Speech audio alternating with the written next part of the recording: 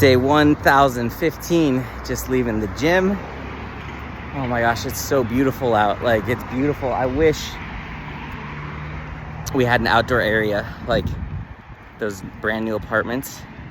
They got like a big rooftop with umbrellas. Oh, I wish I could just be up there watching the sunset, the palm trees. I miss nature so much. Like, this is my life right now. I miss nature. I miss nature. I miss being able to see far away, long distances.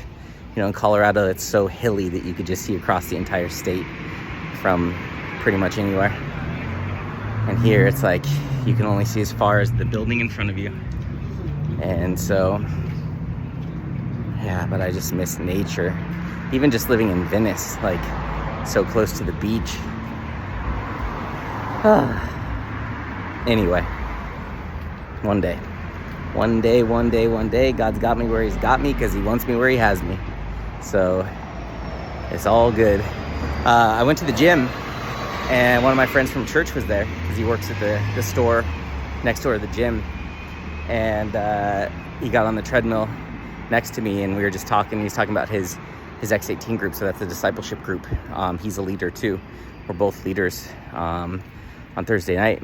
And he was talking, he's like, man, I need to talk to my guys because it's like we get in the group and they're just quiet and I do most of the talking. And he's like, I'm getting frustrated because like, why are you guys here if you're not gonna like, what's the point of you being here? Why am I here?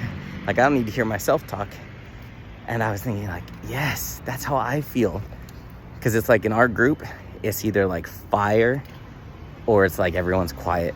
And it's just like, when it's quiet, it's just like, I just can't wait for it to be over. I can't wait for it to end. And I got a lot of guys in the group who are from like the LA Mission. You know, they just got clean and sober, or they just got off the streets or out of a gang or something. And they're just closed. And so he was like talking about questions he's going to ask them tomorrow. And I was like, dang, man, like those are some good questions. So I was just listening to him. I was just learning. And he was talking about self-control. And, you know, for him, it's with like drinking and going out. And for me, it's like going to the gym, waking up early, eating healthy. And he said he's reading this book. And this book talks about like being a real man of God is having self-control, is having self-discipline. Like, that is what it is, like part of what it is to be a true man of God. And he's like, if you're not a man that has self-discipline, like, you're not fit to have a wife or a family or kids, because you're called to be the leader of your household. As the man, you're the leader of the household. You're meant to lead the family. You're meant to lead your wife, lead your kids. And you can't lead anyone if you can't lead yourself. And I'm just like, thank you, God, for teaching me self-discipline, or taking me through the process of learning how to be self-disciplined. Because I was talking to him and it's like, man, if you didn't grow up with self-discipline, you know, with your parents teaching you discipline and self-control, it's a whole new life you have to learn how to live. It's a whole new mindset. Like, to teach yourself self-discipline, man, like I watched some things, like some shows, some documentaries, and like recently I just been watching stuff with cowboys. And it's like people who live on like ranches and farms, they are so self-disciplined because since they were kids, they were just disciplined. Like, they were disciplined by their parents, you know, like routine. You got to get up, you got to do this, you got to be responsible. And that's something that I never grew up with. Like, I never grew up with responsibilities. And I remember like when my grandparents took custody of me, when I was like 8 years old, I remember either my grandma telling me this or my grandpa, but they said, we just wanted to make your life as easy as possible. So they did everything for me. Like, I didn't really have any like major responsibilities or anything like that. Like, you know, I used to think that the license plate tags on your car, I used to think that they just got mailed to you. You didn't have to do anything. Like, you know, the government just mailed them to you whenever you needed new ones.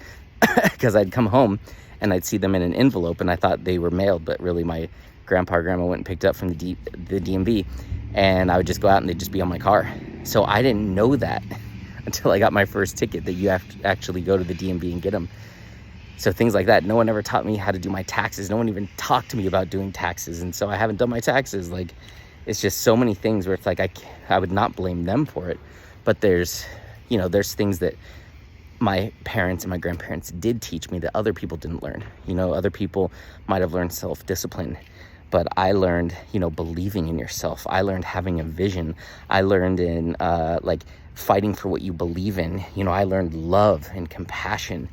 I learned standing up for what's right. I learned how to speak. I learned so many amazing things. I learned forgiveness. I learned all these amazing things from my parents and my grandparents. And I didn't learn self-discipline. And, there are people that learn self-discipline, but they don't learn love. They don't learn self-belief. They don't learn confidence. They don't learn any of that stuff. And so it's just a trade-off, and I'm very grateful for what my parents and grandparents taught me, because it made me who I am today. And I love who I am today. And it's time to upgrade who I am today and become self-disciplined and have self-control. And when he was saying that, you can't be a real man of God until you have that self-discipline.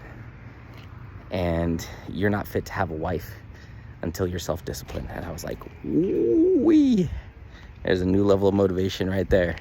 Because of course, if you can't trust yourself with your own word, how are you gonna actually be able to get into a relationship and a marriage if your wife can't trust you with your word? So that was a new level of conviction. So I was like, wow, I was just shut up, and I was humble, and I just listened. And I didn't listen from a place of yeah, bro, I already know this stuff. I literally genuinely listened from a place of this man's gonna teach me something. And he did. These purple flowers just fall all over the place. And they smell like nothing.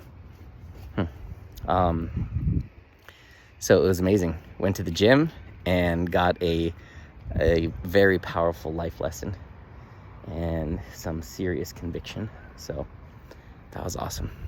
So the gym's done. And it's beautiful outside. Yeah, that was awesome. Thank you, God. So now all I got to do is read my Bible and pray.